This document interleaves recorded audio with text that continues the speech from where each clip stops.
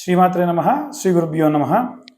చాలామంది జాతకరీత్యా సర్పదోష కుజదోషంతో పాటుగా రాహుకేతు గ్రహ సంభావిత దోషములు ఉన్న వారందరికీ కూడా విశేషంగా ప్రతి నెల 4వ మంగళవారం లేదా 3వ మంగళవారం నాడు మనము సర్ప సంస్కరణ అనేటువంటి పూజాధిక్రతువు నిర్వహించడం జరుగుతుంది.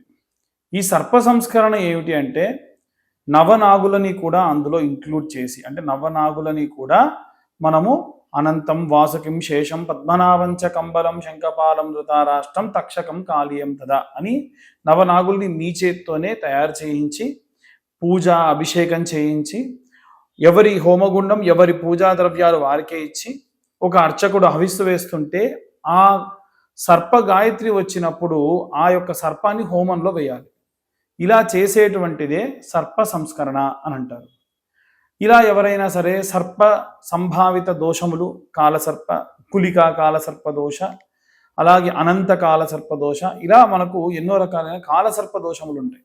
ఆ కాలసర్ప దోషములు పోవాలి అనుకునేటువంటి వాళ్ళు కింద ఉన్న నెంబర్కు కాంటాక్ట్ చేయండి. వివరంగా పూజాది క్రతువుల గురించి తెలుసుకొని పూజలో పాల్గొనండి. సర్వే జనా సుఖినో భవంతు. స్వస్తి.